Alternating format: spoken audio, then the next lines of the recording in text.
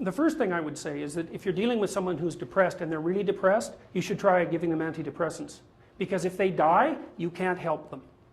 Okay, so if you're suffering, you are obligated, in a sense, to hold on to whatever rope someone throws you. And one of the things I do with my clients all the time, especially if they're really in trouble, is to tell them, look, I don't know exactly what's going to help you, but don't arbitrarily throw out any possibilities because you might not have that luxury. Antidepressants help a lot of people, and there are technical reasons why that's the case. So that's a simple answer. It's not relevant to what I already described, except that if you're offered a gift by your society and it works, try it. I don't care what your presuppositions are. Apart from that, lots of the time you see people who are suffering with depression, for example. There's a multitude of reasons, but I'll take one common reason. You could think about it as associated with the story of Peter Pan. Now, Peter Pan is someone who won't grow up, right? Now, the problem with Peter Pan is he gets to be king, but it's king of Neverland. Neverland doesn't exist. So being king of nothing isn't that helpful. Well, one of the things that you often see with people who suffer from depression, and I'm not making a blanket statement about the cause of depression because there's lots of them, is that people who don't have enough order in their life tend to get overwhelmed. So for example, if someone comes into me and to see me and they say they're depressed, I always ask them a very standard set of questions. Do you have a job? If you don't have a job, you're really in trouble in our society. First of all, your biological rhythms tend to go off the rails right away because there's no reason to go to bed at any particular time and there's no reason to get up. And for many people, if they don't get up at the same time, they foul up the functioning of their circadian rhythms, and that's enough to make them depressed right off the bat, especially if they start napping during the afternoon.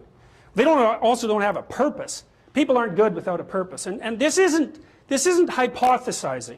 We absolutely understand the circuitry that underlies positive emotion. We know how it works. Almost all the positive emotion that any of you are likely to experience in your life will not be a consequence of attaining things. It will be a consequence of seeing that things are working as you proceed towards a goal you value. That's completely different. And you need to know this because people are often stunned, for example. They finish their PhD thesis and their presupposition is that they're going to be elated for a month. And often instead they're actually depressed. And they think, oh, what the hell, I've been working on this for 7 years and I handed it in and what do I do now? And that's what depresses them, right? It's the what do I do now? Well, they're fine if they enjoyed it pursuing the thing. As long as it was working out, they get a lot of enthusiasm and excitement out of that because that's how our nervous systems work. Most of your positive emotion is goal pursuit emotion. If you take drugs like cocaine or amphetamine, the reason they're enjoyable is because they turn on the systems that help you pursue goals. That's why people like them. So if you don't have a job, you got no structure, that's not good. Plus, you tend not to have a point. So you're overwhelmed by chaotic lack of structure and you don't have any positive emotion. Well, do you have any friends? So sometimes you see people who are depressed, they have no job, they have no friends, they have no intimate relationship, they have an additional health problem, and they have a drug and alcohol problem. My experience has been if you have 3 of those problems, it's almost impossible to help you. You're so deeply mired in chaos that you can't get out because you make progress on one front and one of the other problems pulls you down.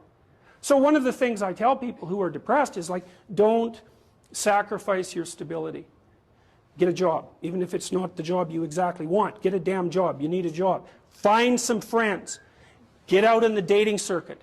See if you can establish an intimate relationship. Put together some of the foundational items that are like pillars that your life rests on. Well, that's the practical thing to do. So that's one example with